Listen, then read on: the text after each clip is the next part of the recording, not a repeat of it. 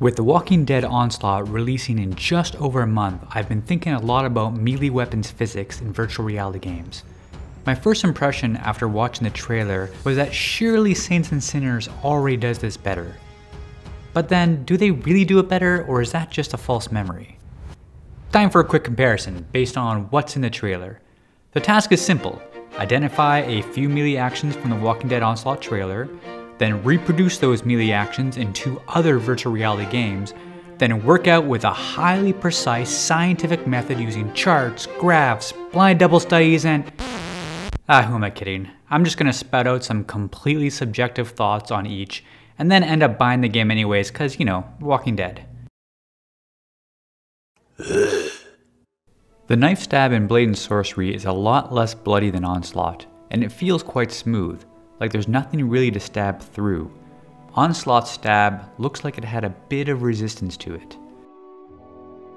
The stab in Saints and Sinners definitely has a satisfying feel to it. The reaction of the zombie in Saints and Sinners definitely looks more like they struggle and then go limp. The mechanics look very similar between the Walking Dead stabs, but you really notice the extra push after a shallow puncture where you need that oomph to get the blade through. Hopefully Onslaught has a similar feel to it. Saints and Sinners definitely nailed the grittiness, and I don't think any game before it really made me feel like I was actually stabbing something in the head. The way your blade reacts when you slice a zombie is important, as you sort of expect resistance, and in Onslaught both swings definitely look like they dig into the zombies, but the changes to the zombie models aren't quite what I expected. In Blade and Sorcery, knife swings seem to glance off. They make a small mist of blood and leave a shallow cut artifact on the model. Again, Onslaught definitely has more grit as the blade digs into the zombies. Going back to Saints and Sinners, I was actually surprised at how similar the swipes land to Blade and Sorcery. To be fair, the knife in Onslaught is more like a pruning knife, so you kind of expect it to catch more, but I would have liked to see more reaction to a heavy knife swing than what I saw in Saints and Sinners, and definitely more damage to the model. Oddly, notice the expression on the Onslaught officer zombie? It doesn't really change following the hit.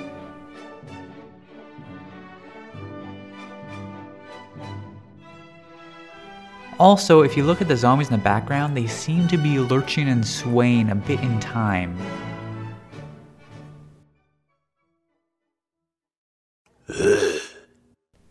The cleaver to the head is another one of those really satisfying moves in Saints and Sinners, and while it looks like there's a bit of a yank to get the cleaver out in Onslaught, I'm surprised there's no real mark in the zombie's hairline.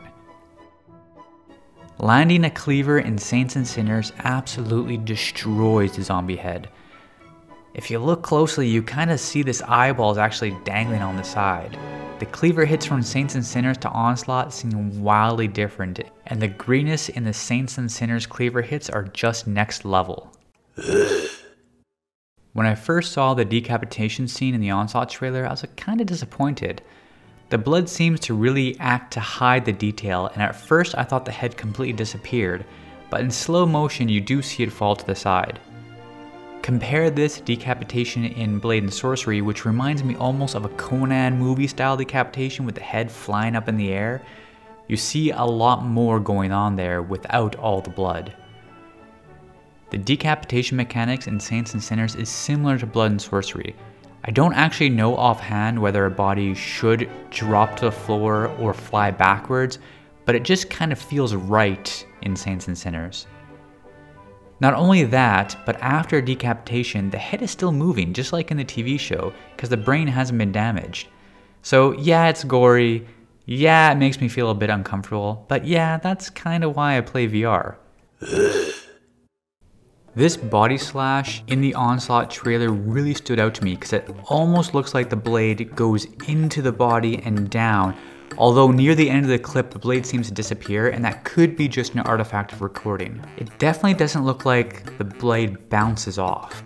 Whereas, try as I might in Blade and Sorcery, I couldn't get a blade to tear into the body. It definitely had a similar mechanic to the knife feel.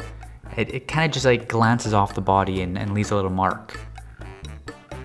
But even while you can't get the blade stuck in the body, you can dismember in Blade and Sorcery if you hit just the right spot. Going into Saints and Sinners, while I'd never successfully sliced a body in half, I was sure I could. But strangely, it seems the zombies' heads are a bit of a blade magnet. I recall thinking I was just an amazing swordsman while playing TWDSS, but if you slow things right down, you can actually see the blade jumps to a different position mid-swing to land right in the head. It's actually more obvious on this next clip, where I try to slice into the shoulder. You actually see the blade leave the player's hands for a few frames, and then the hands sync back up. Now when I play Saints and Sinners, I feel like there's a slight pull when I swing, and I remember attributing that to a thunk in the skull, but it might actually have something to do with my expectation that the blade's gonna land in one spot and actually jumps to another. Desperately, I tried swinging at an angle, and the closest I could do was sever a few arms. I really couldn't get the blade to dig into anything but the zombie head. Even when the arms came off, if you slow it right down, the sword swing never actually hit anywhere near the part of the arm that gets severed. Now I'll admit, I didn't expect that there was aim assist in melee combat, and I'm sure I'm not the first one to realize this, but it's really interesting, and I think it kind of adds to the player feeling badass. Like, I really felt like every swing I could either decapitate or put the blade in their head because he didn't really miss much. I tried an NPC, since the NPC was standing very still, and I swear I swung that katana right for the shoulder, but it landed right in her head. This is an interesting one, as it looks like the player swings the bat and on impact the zombie's head disintegrates. All you really see is a large glob of blood and no sign of the head anywhere. Moving even slower, it's possible it flies out of frame, but it looks like it's just gone. In Vanilla Blade and Sorcery, I couldn't really reproduce the effect with a blunt weapon, but arguably zombie heads might already be quite weak from decay, so you might expect them to sometimes just come apart with blunt force. In Saints and Sinners, the bats seemed to be designed to get stuck in zombie heads versus knocking them off, but that didn't really stop me from trying. I'm not sure which mechanic I'd prefer. The bat in Saints and Sinners was definitely an awkward weapon to use, given it couldn't really decapitate and often got stuck, but it also made using it really interesting. When Onslaught releases, I'll take some time to find some better blunt weapons to compare between the two video games, and I'll run through this again. A quick comment on the zombies before I go though. After spending hours staring at the zombies in Saints and Sinners and Onslaught in slow motion, I must admit I really do prefer the graphical style in Saints and Sinners. I'm not sure how different the trailer is going to be than the actual gameplay, but given it's the official trailer and we're only a month away from release, I can't imagine too much from the graphics changing. Really looking forward to getting my hands on a copy of Onslaught to do some more in-depth comparison. Thank you for watching, and if you like this sort of content, consider subscribing. If you already subscribed, thanks for your support. I'll see you in VR.